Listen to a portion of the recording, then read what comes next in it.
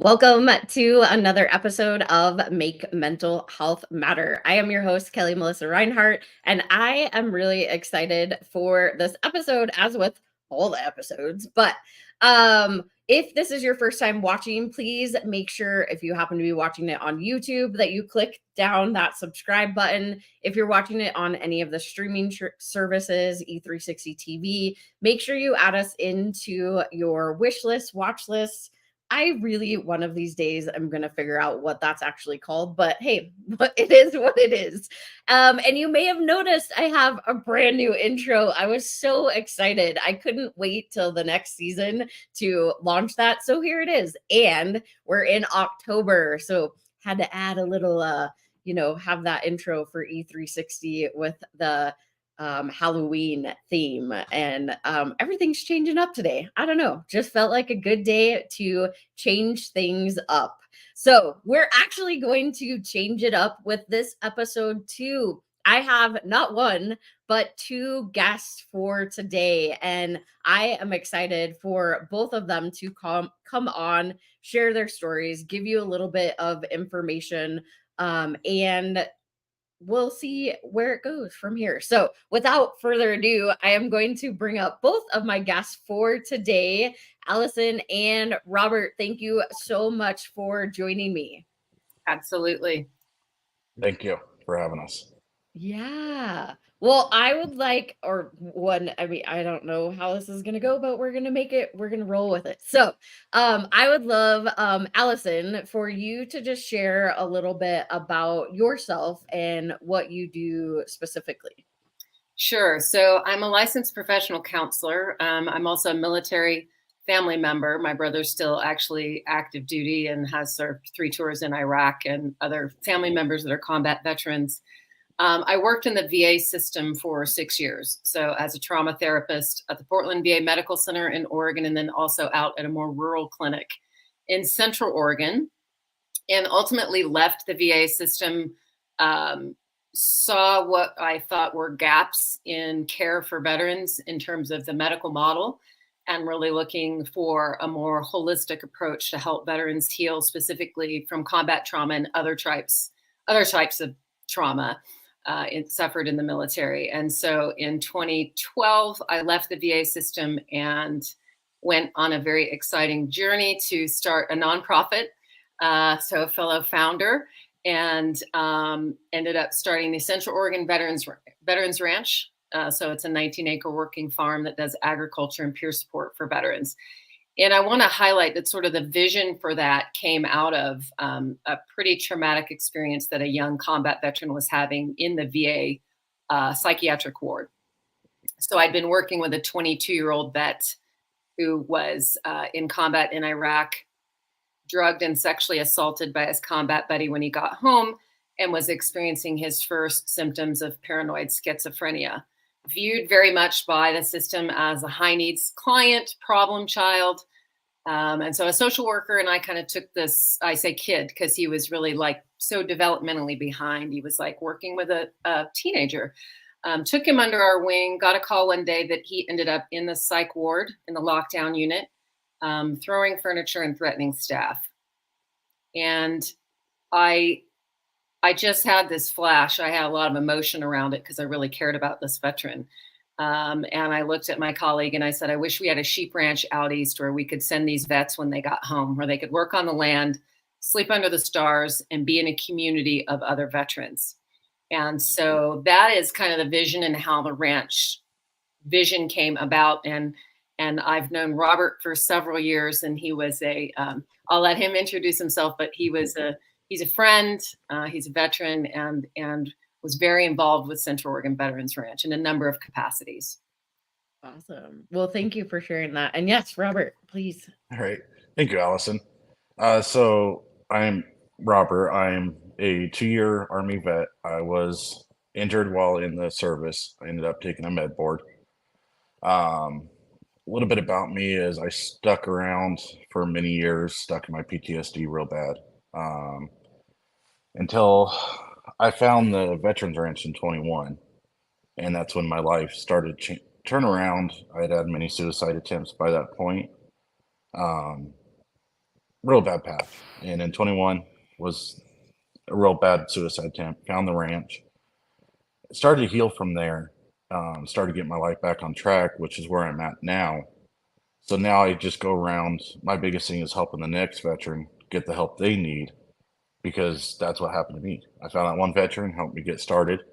And places like the Central Oregon Veterans Ranch is really what gets you started and gets you to healing again. So that's kind of where I'm at now in my life. Awesome. Well, thank you both for sharing. And I think this is going to be such an amazing conversation that we're having. One of the biggest things that I promote and try to do on the show is have those hard conversations that nobody else wants to really have. And knowing both of your stories, of course, Alison being founders of a nonprofit, and I know we'll talk a little bit more about that too, but then having that aspect of veterans. And I think that's a place that we don't talk about enough. Through my experience, I lost my middle sister to completed suicide. And so I'm a survivor of suicide, but I think that veteran suicide or attempts are something that we just don't talk enough about. So I'm excited, Robert, for you, and thank you for coming on and being willing to share your story. No problem. Thank you. Yeah, so I am curious, talking more about the ranch. I also know that you had a documentary that came out about a year ago, that's really talking about the ranch and veterans. And so I'm just curious. Well, I know I guess the what really led you in, Allison, to this space was your brother. Yeah. And knowing like what he had been through and his experiences. But what was it like when you started this ranch and now you're hearing even more stories and having these veterans come to the ranch? Like, what did that look like? So I'll kind of start with just, the clinical background, the context of sitting in an office for 6 years every day from 8 a.m. to 4:30 p.m., having veterans of all ages and all eras and tons of, you really get a window into military trauma and not just trauma experienced in the military, but the experience of getting discharged, the experience of not having community, not having anyone you can relate to when you get out. And needing connection, needing support, needing purpose, needing a new identity. We have this medical model, Kelli, this disease model that tells people, not just veterans, but all of us, that we're broken, we're diseased, we need to be fixed, there's something wrong with us. So as we know, there's stigma for anyone around this, but particularly with veterans, with people who've served in the United States military, who've had tremendous responsibility, who've been a part of a mission, a part of a team, and had an incredible sense of purpose, to get out and then be thrust into a system or have a system that they think may be the only option, that tells them that they're broken, that they need to be medicated, and that there's something wrong with them. And Robert and I were talking about this earlier today, that sometimes that model just reinforces for us the negative, right? Like you're not adapting to your meds. There must be something wrong with you. You're not getting better with the evidence-based talk therapy. There must be something wrong with you. So what we're really missing is the holistic aspect of mental health care for all of us. And in our case, specifically, we're talking about veterans, right? So I left the VA in 2012. And honestly, I left because I have such a passion for this issue. I didn't have a plan. I didn't have money. I ended up my last 6 months in the VA, worked as a contracting officer representative. I left the VA. I got a job on a Department of Labor grant. I took some steps before just launching into the nonprofit to get some more business skills, to get some more understanding of federal grants and contracts and that type of thing. So I was the executive director of a veterans housing nonprofit for a little while, and then ended up leaving that to start. So we started because there was such a need. And when I would tell people about what the vision was, that we wanted to start a working farm, we wanted to engage veterans in peer support and connect veterans who'd been traumatized to each other, to help each other heal, but to get them outside, to give them a new sense of purpose. I heard so many veterans say in the VA, I try to get my clients to volunteer. Like you've got to get out of your isolation. You've got to get out of your head. I used to literally say isolation kills, because when we stay stuck, our mind can be such a prison, as you know. And when we stay stuck in there, we can slowly wither away. And we need relationships. We need support. We need connection. We need purpose. And so when I would share with people about what this vision was, there was a resonance. Many people would tear up, or they'd say, my husband's a Vietnam vet, or they would say, I'm getting chills. Like I literally get chills talking about it right now. So that's when you have something, when people respond to you and you don't really have, we didn't have a kitty. We didn't have a bank account. That got built slowly. In 2014, we went into contract for a 19-acre property with gorgeous views. If your listeners aren't familiar with Central Oregon, we have what we call the Three Sisters Mountains, and they're absolutely gorgeous. And this is a rectangular property. There's a house that sits back. It looks out over a pasture where sheep are grazing. Robert was very involved in rehabbing that pasture, and I'll let him talk more about his role there. It's a place where, so we went into contract for the property. We had just gotten our nonprofit status. It was a huge risk. We went into, non-refundable earnest money, blah, blah, blah. But when something like this is so valuable and it's sort of a meant to be thing, and it works, right? People they know sort of in their core, in their soul, like this is going to work. And as you know, as a founder, it requires an incredible amount of work, but when you see the results, that's what keeps you going. And so I started out working part-time, and we had several combat vets, 2 combat vets lived on site, an Iraq and Afghanistan vet, to help us get started. Once we closed on the property, we had a very tremendous response from the community in terms of raising some money. And that kind of got started and built it as we went. And I'm going to pause there and kind of let Robert talk, because it might be helpful to hear about why he came to the ranch, why it took him so long to come to the ranch, as it does many veterans who are very skeptical and tenuous, but sort of, how he found out about it, how he ended up coming out, and then sort of what his role was, because a huge part of it is not just building the community and connection among veterans, but they are invested in building it, maintaining it from the ground up, from the boots on the ground, working out in the pasture, to the board of directors, to the staff. Many of the people that work or volunteer there are vets, and it is really a veteran-only environment. So civilian traffic is sort of monitored. So there is this sense of sanctuary and sense of safety and trauma-informed, to use the clinical term. But I'd love for Robert to share also his, how he ended up at the ranch and how he plugged into the community. All right. Appreciate it. Thank you. I guess a little bit more background will probably help explain a little bit how I ended up in the ranch. I got out in 2010 after suffering a knee injury. Ended my career 2 years in. I went into the military being a lifer. That was from I was a kid. That's what my family did. That's what you did in my family. You went in, did life, got out, then you went to work somewhere else. Well, 2 years in, blew my knee out, and in my career just like that. I got out, went to work for several people, kept losing jobs, got with my first wife, got abused. 2015, I had my first suicide attempt. From that, went to the VA, didn't just kept going and back and forth on medications, had me so drugged out I wasn't a person. I was on 5 different things at once. And finally in 21, I was with the wife I am now, have 4 beautiful children, 2 with her, and I had went out to my truck, took the pistol. That was my chance to end it finally. When I did, I pulled the trigger. It didn't go off. That was the moment in my life decided it's time. It's time to change. I realized what I was going to lose with my kids. I'm very, very grateful for that day. By saving grace, it didn't go off. So about a week later, met up with a person at the county. I wasn't using the VA. I'd lost all trust in them as far as mental health. And I'd met with a person. He told me about the ranch, and he pondered on it for about 2 or 3 weeks with me. Took me some time to get out there. Finally showed up that one day and got to the ranch, and it was just like, boom, you're there and you're a person. Everybody greeted me. A little bit too. I come from a farming background. I grew up farming, so it was perfect for me. I found a place where I can live in the city and I can still go do some farming hands.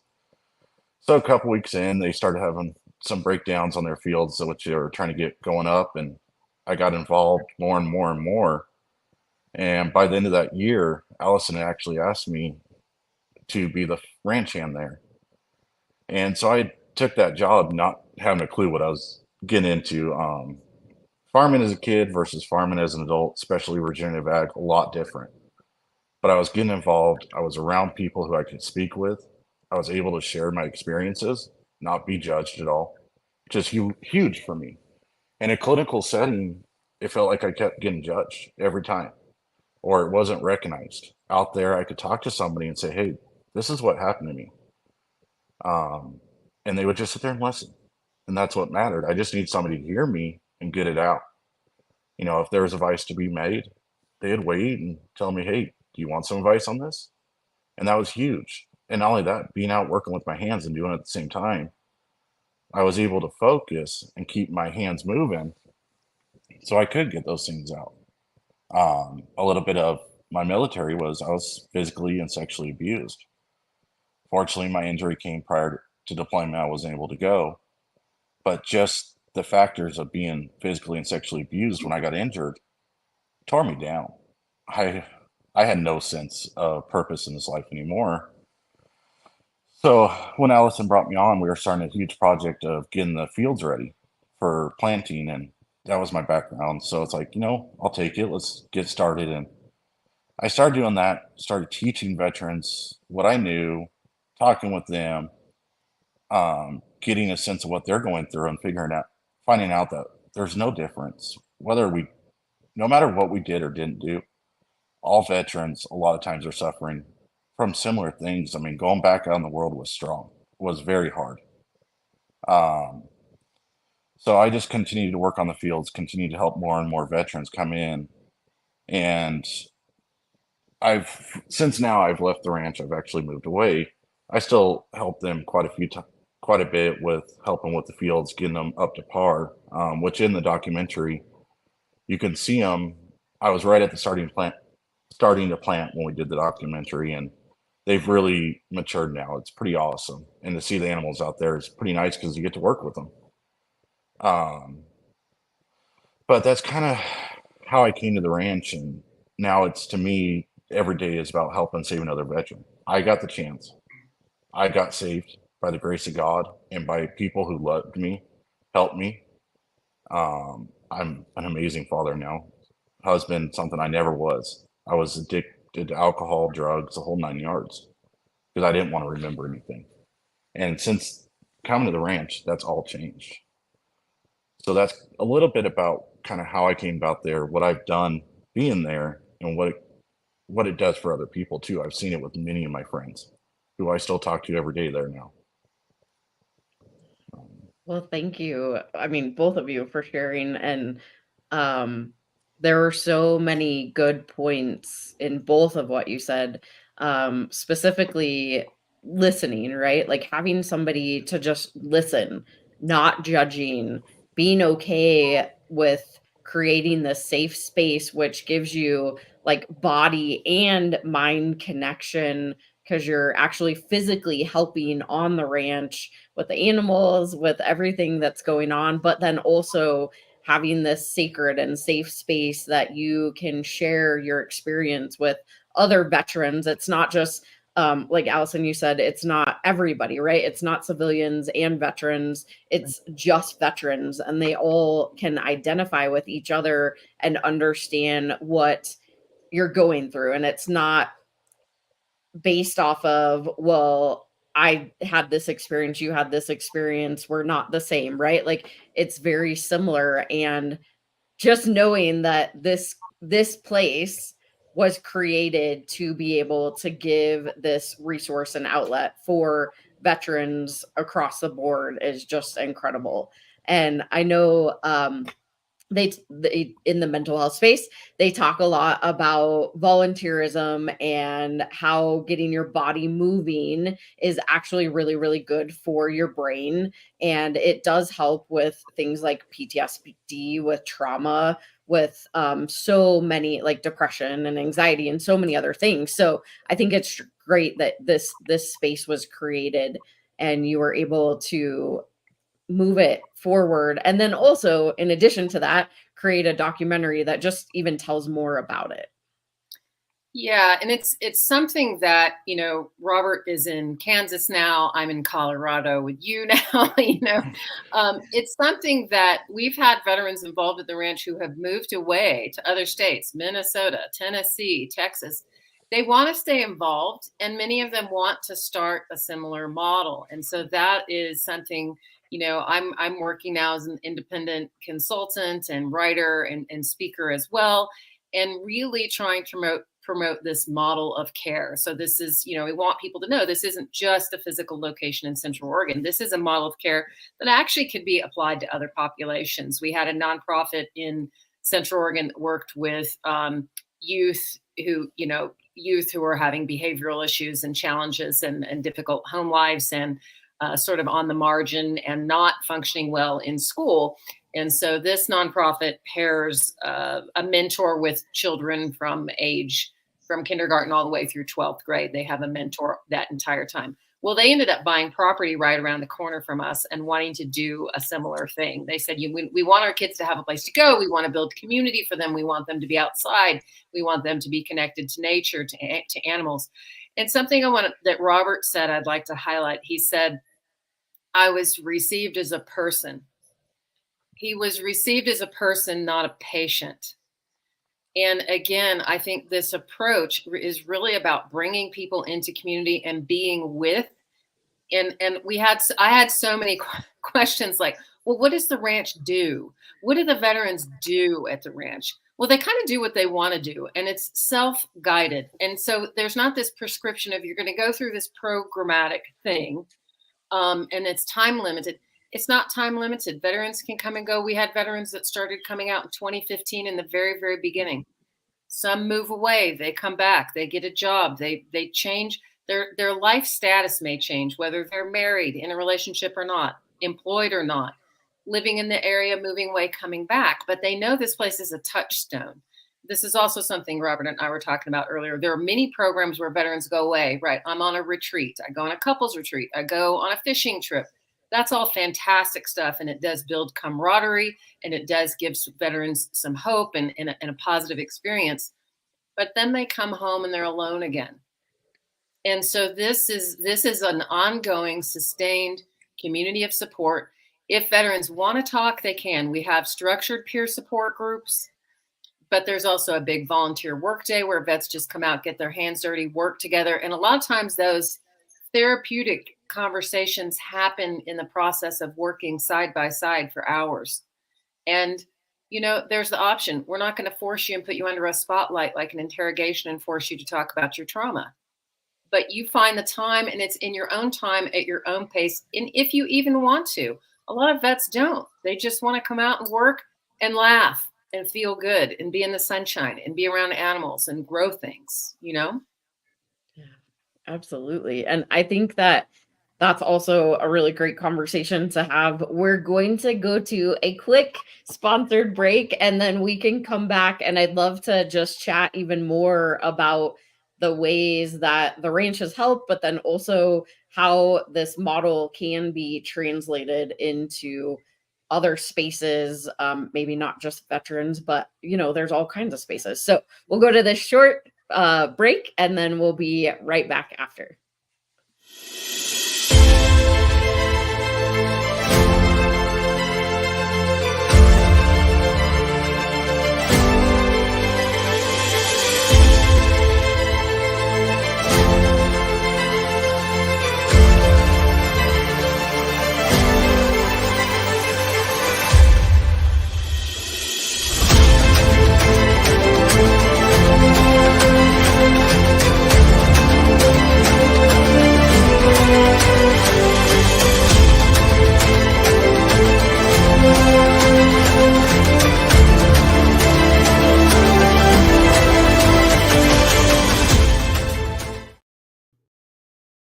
Hi there, I'm Dan Hafner. I'm the host of the show Tech Bites with Dan Hafner. Join me live every Wednesday at 7 p.m. Eastern, 4 p.m. Pacific on the Achieve TV network for the latest technology and business news and advice. Join me right here on E360 TV. And this Make Mental Health Matter is brought to you by Dusty DeGroff at Edward Jones, Denver, Colorado. So if you want a financial advisor that puts you first, call Dusty, or you can go to his website right here, or, it's over here. QR code right there. All right, let me bring my amazing guests back up here, Alison and Robert.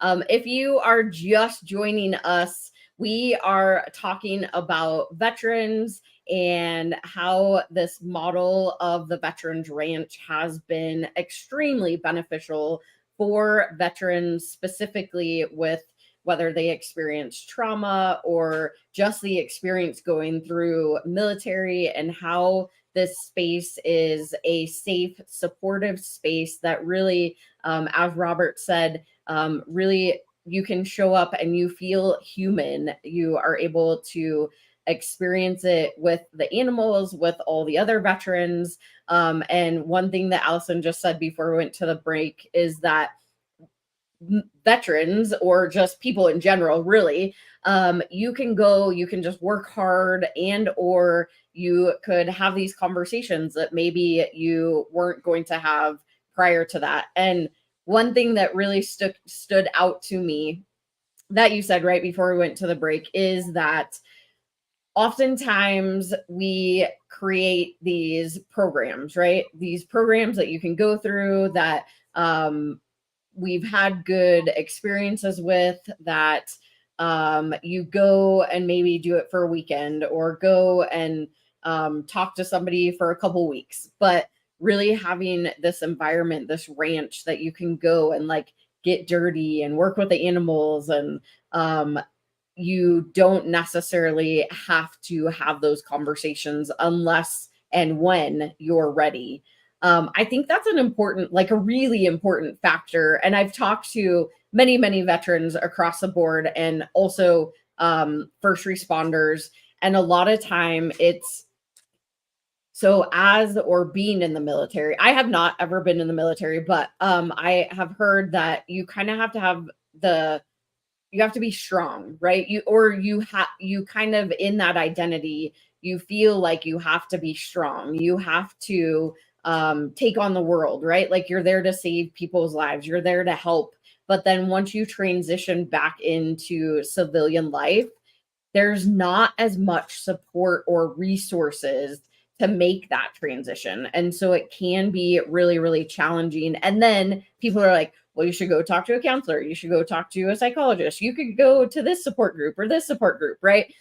They tell you all these things that you can or you should be doing, but really, I don't know what the question is necessarily here, but Robert, I'm curious, as you made this transition back in, because you also said that you had sexual and physical trauma, but then you also had multiple suicide attempts. So I guess the question that I have for you is, was there anything else other than the ranch that maybe helped you along your journey, or was that like really the key thing? So no, there was actually a lot more too. When I got to the ranch and getting plugged in, there was other programs that I went to help with the PTSD. One being Safe Warrior, I went there, and that's kind of what's great about the ranch is when you get there, you get that feeling, okay, I'm safe. I can start talking. Well, then when you start talking to people, you start finding out about other programs, things that can excel you more. And you have that support prior to going. Then you go through that and you come back, and kind of like what Allison's talking about with the retreat. When you come back, you need more support. Like this is a 72-hour Cellular Warrior was 72-hour program. When you come back, that community of not just them but the ranch to help you, to keep you involved, to keep you moving, doesn't stall you.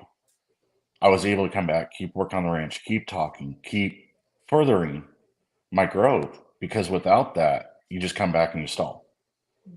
And so that's what's really important, I feel, about the ranch is, like Allison said, it doesn't matter when you leave, when you come. I mean, I was there sometimes 7 days a week if I needed it. I'd go out there at nights and sit by the pond if I needed it.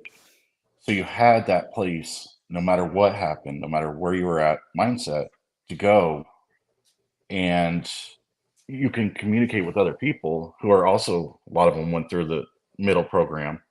And that's why I kind of feel like the ranch, it gets you started, it keeps you going. You can go and get more help, and then you're back and you still continue that help so you don't fall down again. Yeah, definitely. And I know, Allison, also, of course, neither of you are specifically at the ranch anymore, but you also alluded to being able to duplicate this model. And I know that I'm probably going to say this wrong, but a question. I'm like, the word for horses. I'm like, I can't. Going out of my brain, but it is a model, and I've heard of it a lot, especially with youth. But being able to work with horses and work with animals, and having farms that people can go to, I know it is a type of therapy that is becoming a lot more. Well, I think it's always been mainstream, I guess you could say, but we haven't had as many conversations around that. So you did say that this is something that can translate across the board. It doesn't necessarily have to be just veteran specific. No, and I think of, sometimes I try to think of analogies, and one of the analogies I have thought about is like, think about a senior center, right? A senior center is not a medical facility. Why is a senior center there? Well, because seniors are a marginalized population. They're often isolated. Their isolation and their lack of social connection contributes to their depression. And so we have a place called a senior center that is not where they go to get medicated to get rid of the depression. It's where they go to connect with other human beings, which we know is good for the brain. And we know, and they have activities, right? So you can go and do yoga or do something. So you mentioned that earlier, that whole mind-body approach. And I think this really brings up a conversation about a paradigm shift in mental health in general. We talk a lot through the ranch about post-traumatic growth, not just management of PTSD, right? And I think what the medical system can do, yes, there's a biochemical aspect to things, and we could get into a much larger conversation about the efficacy of psychiatric medications, and there's pros and cons, and you don't want to throw the baby out with the bathwater, but you can't use that alone. You cannot fix a human being with a pill. I'm sorry, you can't do it. I have other family members that struggle with mental health. A very close family member I lost my maternal grandmother to suicide. I have another family member that has had several suicide attempts, another family member that completed suicide. So this is also something that's in my family. This is not just something that I came to through working with veterans and my brother. It's something, you know, all three of us on the call have been very personally touched by suicide. And so we have to look at this medical model that we have. And when we have loved ones who are engaged in the medical model, we have to say, well, is this it? Is this all there is for them? Is there something else? I was trying to find an inpatient facility for this close family member that was not just the typical lockdown psych ward where you can't leave and you're in an institution and it's white walls and we're going to work with your meds, figure out. Well, I worked in the VA system for 6 years and meds were not the solution.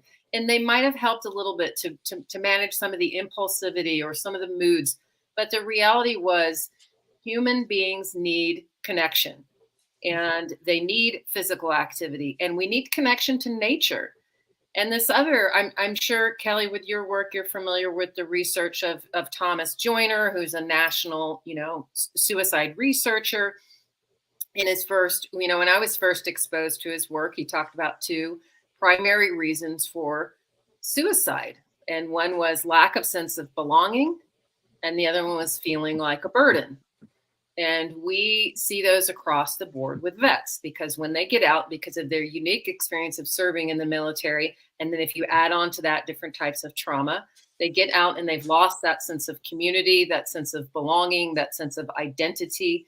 And you have to have an identity to belong, right? So they have this identity as vets, but where do they plug that in?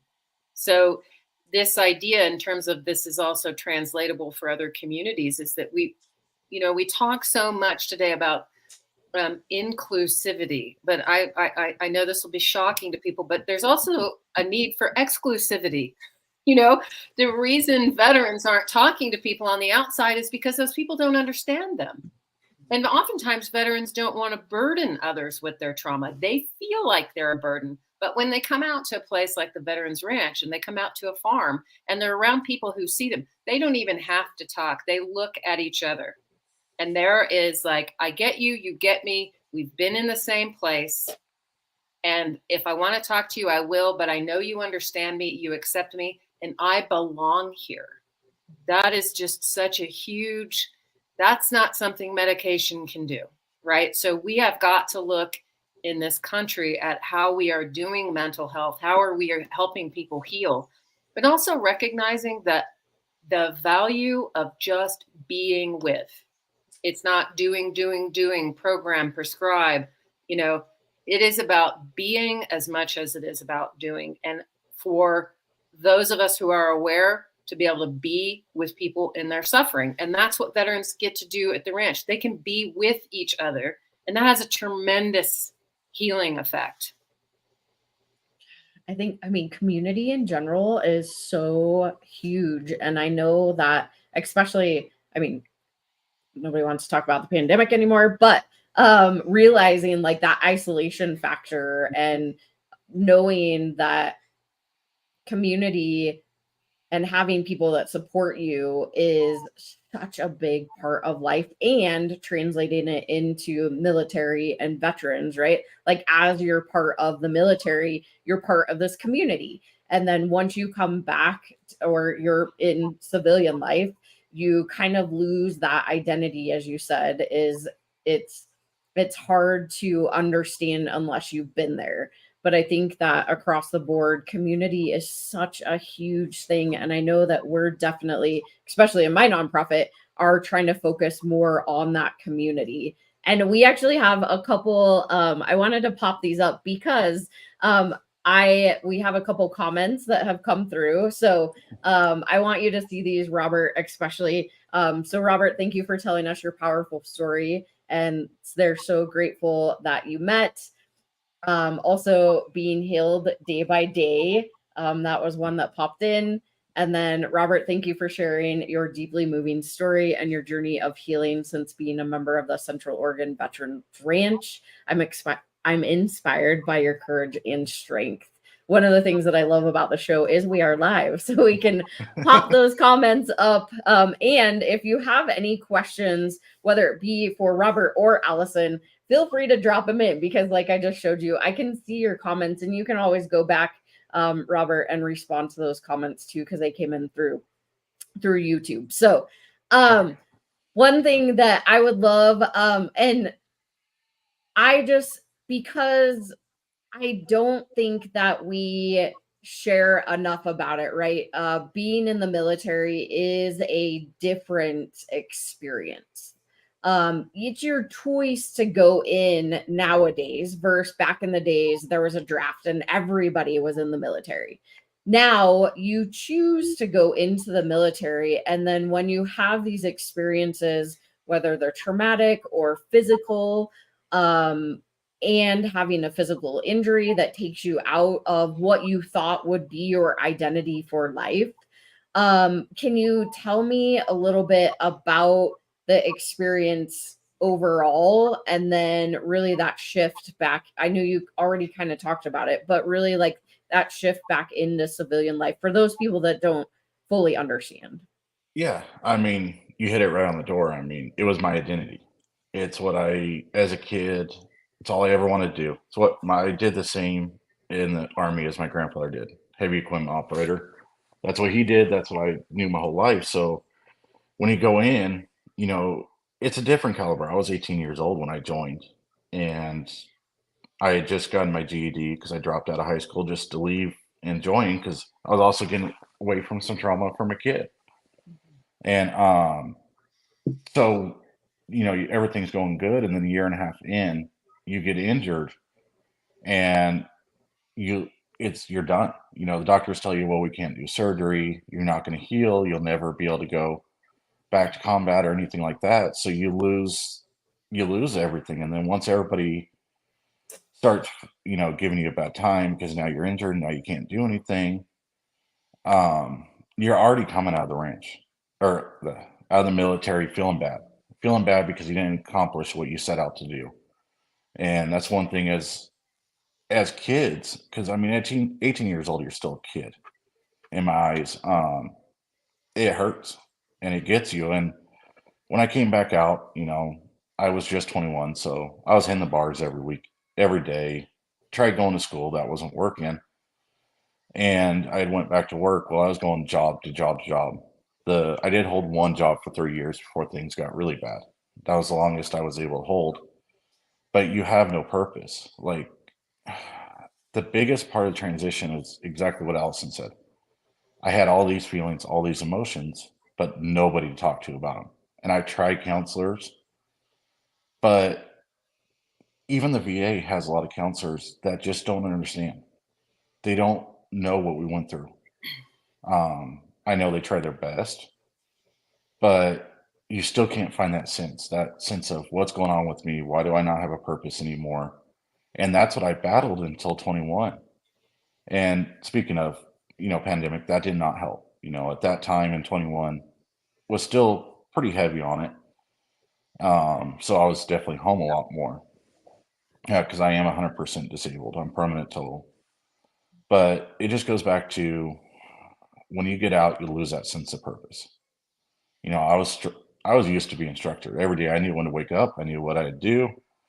I knew when to go to bed. I knew if it was weekend, you know, whatever. So you don't have that anymore. So that's a really hard one for a lot of people coming out, and especially people who are coming out med board who are injured, because you can't go back to what you were doing a lot of times. So it's definitely a big gap in the military that definitely needs some work on it. I can say firsthand. Yeah, I hear that a lot too, is that it is, again, I'm not military, but my dad was in the military, and then my husband's dad was also military. So, and I watched the experience with my dad. He, of course, he was in the reserves, the Army reserves, for a really, really long time. But it was like going and doing things, going to guard, and then once after that, it was like, well, what do I do now, right? And there's so much of this gap of where do I belong? What am I doing? And then you add trauma on top of that and all of these things. And there's a huge gap. And I know that especially this model, like the Veterans Ranch, can be huge in this space. But outside of the ranch, and I guess this is a question for you, Alison, is what else could we do besides ranch, like talking about community? Like, what are some ideas maybe that you have outside of the ranch that could help benefit? For veterans specifically? Yeah. Yeah, I think you can take some of the principles and underlying, philosophy or elements of the ranch and apply those just to life, right? Like, is one of the big things is find community, find a group of peers, get involved in some kind of, there's team red, white, and blue, there's mission continues, there are these different types, and Robert mentioned Save a Warrior, which is another really phenomenal program. I've always been a big fan of their work. But for veterans specifically, to find that veteran specific environment, those connections, that sense of community, because you have to have a tribe, right? You have to have people who understand, and you have to know that there is an alternative to just the VA system, but it takes some work to find those alternatives. But also, being outside and being physically active. And we live in a culture that's increasingly technologically addicted. And this is so toxic. It's so bad on so many levels. I'm just going to say it. And we've got to get back to the basics, which is human connection and nature. Those two things alone. I had a veteran, he was an Iraq vet who was my client when I was at the Bend VA clinic in Central Oregon. And severe trauma. His first, I don't know, for months in his first sessions, he would come in and he would wear these thick, dark sunglasses. And I really liked this guy, but I would dread our sessions because I thought it's like pulling teeth, to try to get him to say anything. But you just have to hang in there and be with it, right? So eventually, he starts talking. He comes in without the glasses. He brings his wife in. He brings his children. One of the reasons why he wore dark sunglasses is because he couldn't look at his own children because he had such trauma triggers around children in the war zone that he was shutting down from engaging in life and looking at anyone because it was true. That's how bad this particular combat trauma was. So eventually he's bringing his wife in, his son, his family, and we're making huge progress. It's awesome. Then we start talking about memorializing a soldier that he felt responsible for his death. And that when, as you're talking about difficult conversations, when you start to get to some of that stuff, that can be where it gets very difficult. So he didn't show up for his next session. And I thought, oh my gosh, I'm a horrible therapist. I'm not helping him. I made this worse. I pushed too much, blah, blah, blah. He doesn't show up. I call. He doesn't respond. Finally, it was a few months later, I walk into the scheduling office there at the clinic and I see him and I'm like, hello, what's up? And he looked at me and he laughed. He had lost weight. He was fit. He was smiling. He looked very healthy. And he's like, yeah, I've been meaning to call you to schedule a follow-up. And so we did that. So he came in, and what ended up happening was the day he didn't show for his appointment, I said, well, what happened? He said, well, I was planning to come to my appointment and I was in the car and I was on my way and I got to the clinic, but I drove right past it. And I ended up driving to South Sister Mountain, which is, I can't remember, Robert, maybe it's like 6,000 or 8,000 feet. And this is like people trek and climb South Sister. It's a big deal. It's like, have you climbed South Sister? He drove all the way. Like, this is like, 30 minutes past. He lived like 45 minutes north of the clinic. He drove all the way into the mountains to South Sister Mountain, parked at the trailhead. He's wearing shorts and a t-shirt. It's June, which is like there's still snow on the top of the mountain. Long story short, he gets out of his car and climbs the mountain. No supplies, no backpack, no water, no food. Gets to the top, spends the night on the mountain in the cold. And this was his turning point. This was the thing that shook things up for him. It was the paradigm shift. He ended up coming home. He started climbing, he started hiking, he started going with his son. So this idea that there are these alternative ways for us to make change and for us to find healing. And I also want to throw out this idea that we don't have to make everything go away, because we really can't. The memories, the emotions, but we have to have enough of a life to contain those things, right? And to not judge ourselves and blame ourselves that our trauma doesn't just go away. We somehow learn to live with it. And just like we're talking about, it's the support and the sense of purpose. I'll say that as kind of a final thing to your question is, the ranch has been my purpose. I have my own trauma history, my family for generations. There's, war, suicide, divorce, domestic violence, you name it. There's no accident that I became a trauma therapist.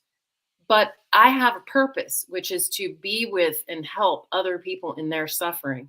And that's just another key aspect. Is one of the things I used to say to veterans at the ranch was, just your presence here has value. You have value. You have worth. You don't have to be fixed. You don't have to be healed. You don't have to make progress. You just have to be you and show up. Show up. You have something to offer. You're still a human being.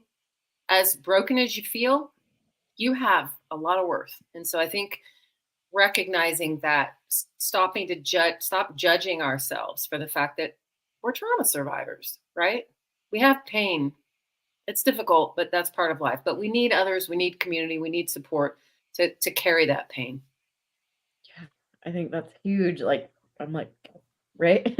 That was amazing. And there's one more that came in. So Alison, thank you for caring so deeply for our combat veterans and for teaching us a new model of care for those traumatized by military and life. And so we're coming to the end. I wish that we could have more time to talk, because I literally could talk to you both for hours. But I want to, if somebody wants to, whether it's work with you, Alison, or follow Robert, what you're doing, where can people find you specifically? Probably I'll let Robert answer too, but probably because Robert and I keep in close contact. So you can go to my website, which is Alison Perry. Yeah, that's my website. You could also go to the Veterans Ranch website, right? COVranch.org. I think you have that one too. Robert and I, part of the reason we've stayed in touch, besides, connecting deeply through this experience of the ranch, which is what it does, it creates these bonds that last, is that he and I are very invested and passionate about, as other veterans are, about helping other people start something similar if they want to. And so, Robert, I don't know if you have I don't think you have a website, but I don't have anything right now. No. Yeah. Something I got to work on. Yeah, but certainly, we are in close contact as we are with the staff at the Veterans Ranch in Oregon. So contact through my website or through the ranch to get in touch with either one of us. Awesome. Well, any last words that either one of you want to share? One thing that I like to put out there for any veteran listening, it's not too late to get help. There's plenty out there. Just got to reach out. I know it's the hardest thing ever. It was hard for me, but you're not alone. You're still here today. So if you're struggling or anything, reach out. Whoever that is, or however you find it, just reach out to somebody.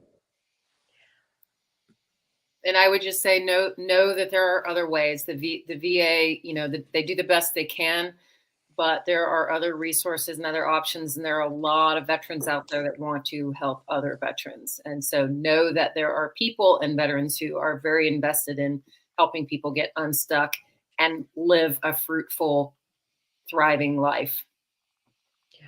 Well, thank you both so much for coming on the show. This was such a wonderful conversation. And again, one that we don't talk about as much as we should. So I just so appreciate both of you coming on, being vulnerable and sharing your experience. And I don't know, maybe I'll have you back again and we can chat some more. So thank you both. I appreciate it. Thank you. Thank you so much. Thank you Kelli. so much. Yeah. All right, y'all. That was another amazing episode of Make Mental Health Matter. I'm telling you, every single guest that I have on is just incredible. So make sure that if this is your first time watching, that you subscribe and or put us into your favorites, your watch list, your wish lists, whatever they happen to call it on the streaming services, because these conversations are the type of conversations that I have on every show. I go live on Mondays at 11 a.m. and Wednesdays at 7 p.m. Mountain Time. Mondays are really that space to bring professionals, resources, people with experiences. And then Wednesdays are Warrior Wednesdays. And as both of them said, is that these community, right? Community is so important. It is hard to ask for help. I understand. Trust me. I have to remind myself that my mental health is important. And I live in this space every single day. So it is really important to reach out when you need help. There are lots and lots of resources out there for veterans specifically, but also anybody across the board. So if you need additional information or resources, go to bccevolution.org. We have a trusted resource hub on there that you can find resources specific to whether it's veteran or not. We have lots of resources on there. But either way, whatever you do, join me back this Wednesday at 7 p.m. I promise. Again, I have an incredible guest that I'm bringing on Wednesday, so you're not going to want to miss that. So I'll see you next time.